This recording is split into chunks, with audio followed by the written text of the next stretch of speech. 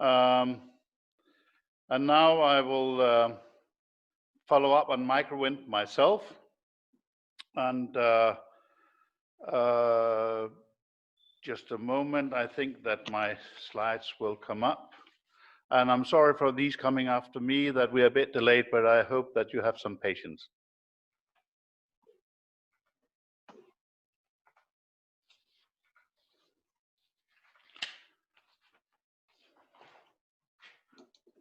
Yes, first of all, I would like to say hello to all of you.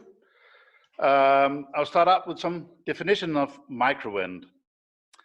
I have chosen to use the norms we normally use in Denmark to define microwind, and that's actually up to 1 square meter swept area, what is recognized also as toys, so there's actually not really any regulations about it.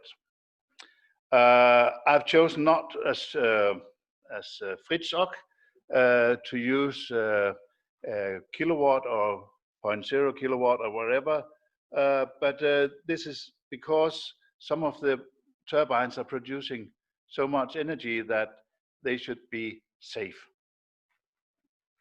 Then we have up to 5 square meter swept area, and we call it, and I've chosen to call it a mini wind, and there a CE mark is enough.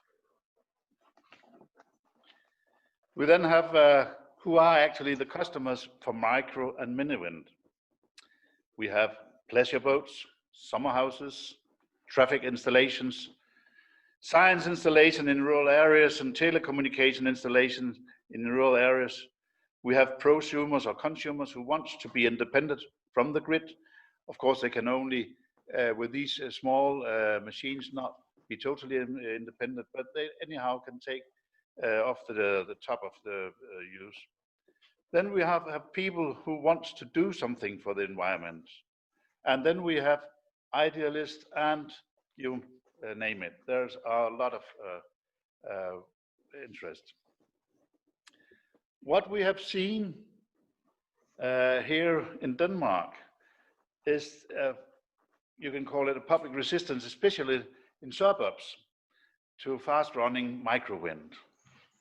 They are with a nickname called whisks, and they are meant to be noisy and disturbing the silence, a prejudice which seemed to be a virus for some politicians.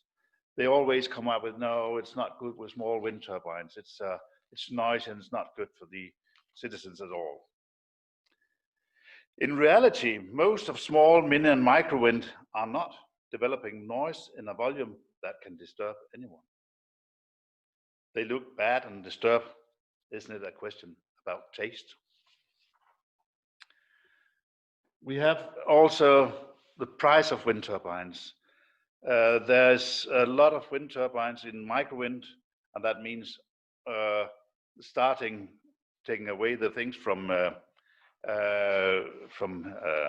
Fritz, from $29 and up to from Amazon, and mini-wind will be from about $1,000 and up. We have seen research, as Yanis Skandrianos, we have heard yesterday, working on small-scale turbines and others with him to refine and optimize turbines for the future. New models are developed within blades or alternative to blades like a NIPCO concept. Last conference we saw a new concept from Turkey, and we should be happy that a development is going on. It's good to see that there is a belief or faith in it. It matters. If open sources would be more accessible, it would reinforce the development into the sector too. And about self-sufficiency, it seems that the Corona COVID-19 pandemic has set a new focus point.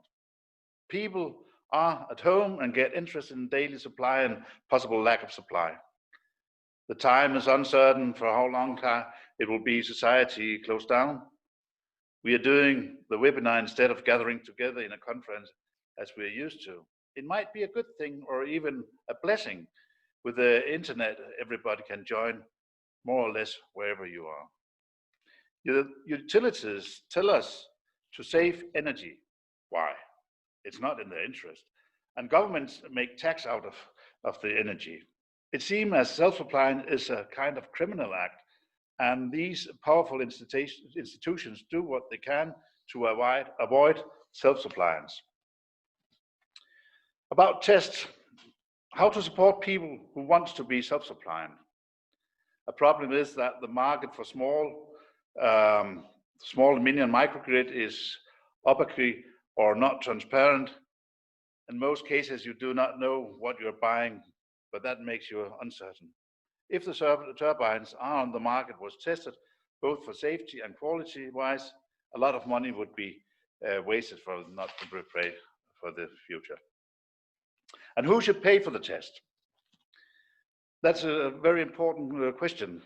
To make this test, it could be an independent body.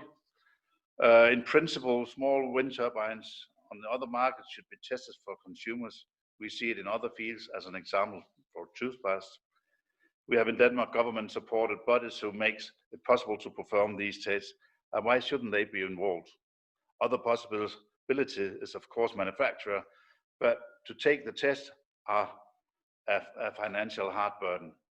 Do you have any ideas about the funds or trusts who can take care of the matter? I hope so, and thank you for your attention.